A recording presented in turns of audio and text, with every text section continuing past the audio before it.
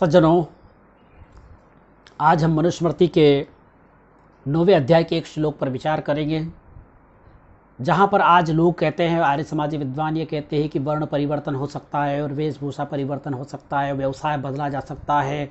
और मनु की व्यवस्था तो इतनी दूध की धुली थी कि शूद्रों के लिए तो बहुत अच्छी व्यवस्था थी।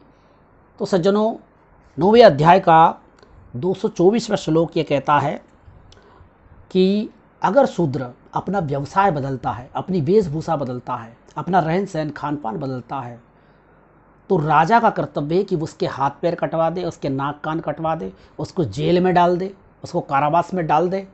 मनु की यह व्यवस्था है। एक तरफ तो इस श्लोक को डॉक्टर सुरेंद्र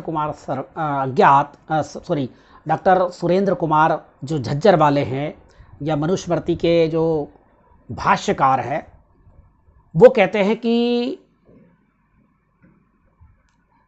ये श्लोक मूल है और मनु की व्यवस्था तो शूद्रों के लिए बहुत अच्छी है। और मनु तो वर्ण परिवर्तन की भी बात करते हैं, 10-65 की बात करते हैं, उस पर भी मैं कभी आऊंगा।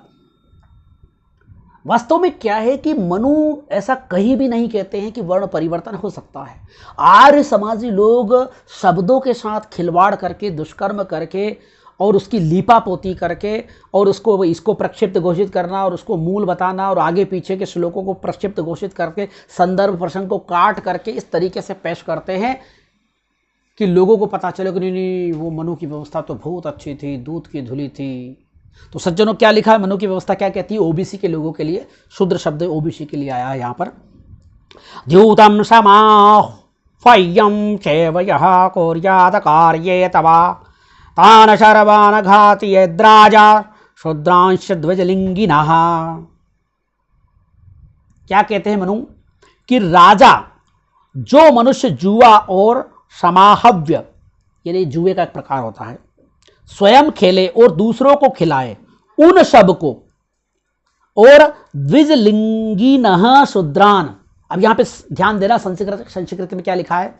द्विजलिंगिनः शूद्रान, यानी जो ध्वजों के लिंग या ध्वजों के पहचान चिन्ह होते हैं। लिंग शब्द का मतलब होता है पहचान चिन्ह।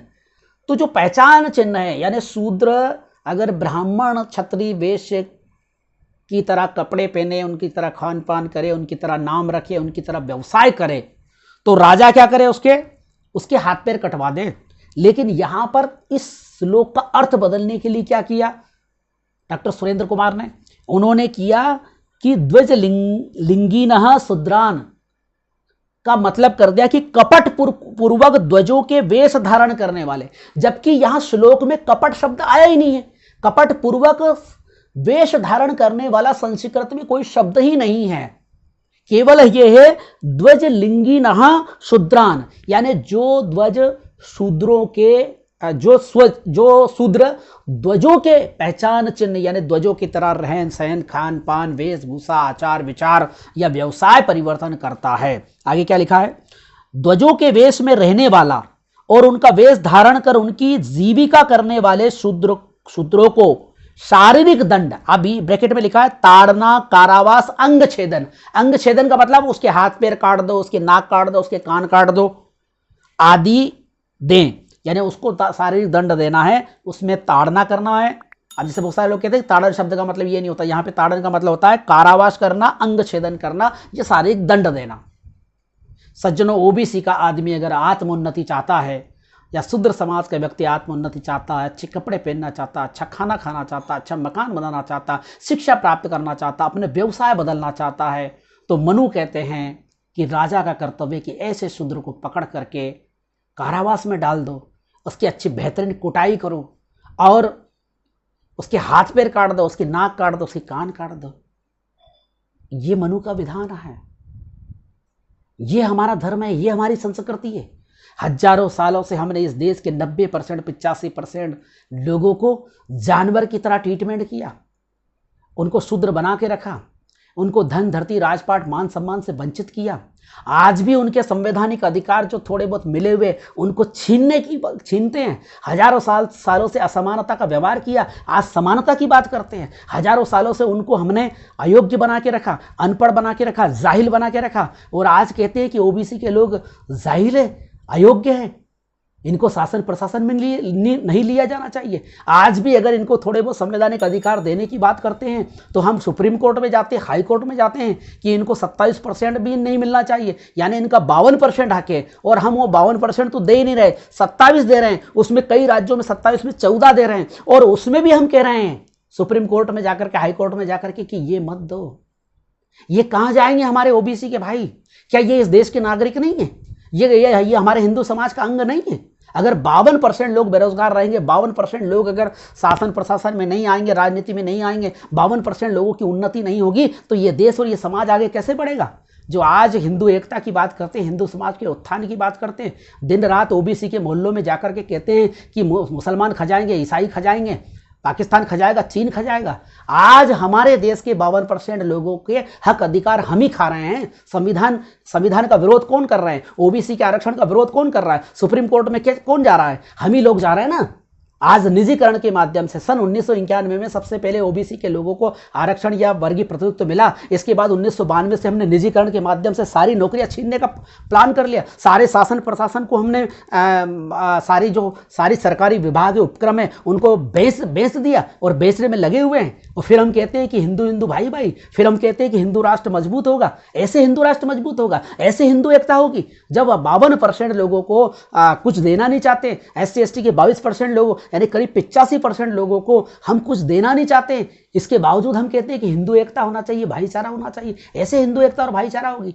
तो मनु जो कहते हैं इस लोग को हमारे देश के तथाकथित हिंदू एकता के ठेकेदार, हमारे देश में जो आर्य समाजी लोग हैं, जो हिंदू धर्म की रक्षा की बात करते हैं, ब्राह्मण धर्म दर्शन की रक्षा की बात करते हैं, ऐसे हिंदू धर्म की रक्षा होगी, ऐसे ब्राह्मण धर्म दर्शन की रक्षा होगी। आप कह रहे हैं कि ओबीसी अगर अपना कपड़ा बदलता है, अपना व्यवसाय बदलता है तो उसके हाथ पैर काट दो, उसको जेल में डाल दो। अभी गुजरात में एक व्यक्ति ने, ओबीसी के व्यक्ति ने अच्छा नाम रखा था, उसकी मूछें काट दी थी। ये हमारा धर्म है, ये हमारी संस्कृति है, ये हमारी उदारता है। आप कहते हैं कि भारत का संविधान गलत है, वो स्वतंत्र समानता नहीं रखता है, तो ये मनु का संविधान बहुत अच्छा है, ये लागू करें ओबीसी के लोगों पे। और आज हमारे कुछ मूर्ख या कम अकल ओबीसी के लोग कहते हैं कि भारत का संविधान गलत है। अरे भारत के संविधान की वजह से तुम्हें खाने को मिला, कपड़े पहनने को मिला, व्यवसाय चेंज करने को मिला, जीवन के प्रत्येक क्षेत्र में जो अपॉर्चुनिटी मिली है ओबीसी के लोगों को, शूद्रों को, वो इसी वजह से मिली है। अगर भारत का संविधान खत्म होता है तो ओबीसी SC/ST के लोगों का सर्वनाश हो जाएगा, महिलाओं को सर्वनाश हो जाएगा, यहाँ तक कि ब्राह्मण क्षत्रिय वैश्य का भी सर्वनाश होगा, क्योंकि उनको भी व्यवसाय चेंज करने का अधिकार नहीं है। वो भी अपने जाति धंधों के गुलाम हो जाएंगे, उनका भी सर्वनाश होगा, वो भी गुलाम हो जाएंगे। आज मैं देश के सभी बुद्धिजीवियों से आग्रह करूंगा कि मनु का जो तथाकथित काला कानून है उसकी कितनी ही लिपापोती करे, जिस प्रकार कोयले को कितना ही धोया जाए, कोयल को कितना ही धोया जाए या कौवे को कितना ही साफ सफाई से की जाए, वो उसका कलर नहीं बदल सकता। उसी प्रकार मनुस्मृति की कितनी ही विशुद्ध मनुस्मृति के नाम पर लिपापोती की जाए, लेकिन उसमें विभाजनकारी, हिंदू समाज को तोड़ने वाली, हिंदू समाज को खंडित करने वाली, राष्ट्र को खंडित करने वाली शिक्षा है। और जो पिछले जन्म के पापी के रूप में ओबीसी को या SC/ST के जो हमारे लोग हैं, अंत्यज लोग हैं, उनको ट्रीटमेंट करती है, महिलाओं को वो दोयम दर्जे का नागरिक मानती है, ऐसी कानून की किताब वास्तव में आज लागू करने योग्य नहीं, जलाने योग्य है। इसलिए डॉक्टर अंबेडकर ने 25 दिसंबर सन 1927 को महाड़ में इस किताब में आग लगाई थी। सज्जनों, जो इस देश के 90% 85% लोगों को गुलाम बनाती है, वो किताब कभी भी मानवता के कल्याणकारी नहीं हो सकती। वो धार्मिक किताब नहीं, वो अधार्मिक किताब है। इसलिए बाबा साहब अम्बेडकर ने हिंदुओं को आह्वान किया था कि सारे हिंदू विद्वान मिलकर के दिल्ली में आओ और हम ऐसी स्मृति लिखें जो सभी हिंदुओं के लिए कल्याणकारी हो। और उस स्मृति, आधुनिक हिंदू स्मृति का नाम है हिंदूला। हर एक हिंदू को हिंदूला पढ़ना चाहिए। जो हजारों प्रकार की हमारी जितनी भी स्मृतियाँ हैं, सो करीब 138 स्मृतियां हैं, उन सब का सार निकाल करके डॉक्टर अंबेडकर ने विभिन्न पंडितों की, सैकड़ों पंडितों की ड्यूटी लगा करके और बेहतरीन कानून बनाया है हिंदुओं के लिए। उस कानून को हमें पढ़ना चाहिए। आज जो लोग मनुस्मृति की लिपापोती कर रहे हैं वो हिंदू विरोधी है, वो राष्ट्र विरोधी है, वो हिंदू एकता और समाज की एकता को छिन्न भिन्न करने वाले हैं। इसलिए सज्जनों, इस वीडियो को अधिक से अधिक लाइक करें, कमेंट करें, शेयर करें और चैनल को सब्सक्राइब करें। इसी प्रकार आपका प्रेम बना रहे। बहुत बहुत साधुवाद, धन्यवाद।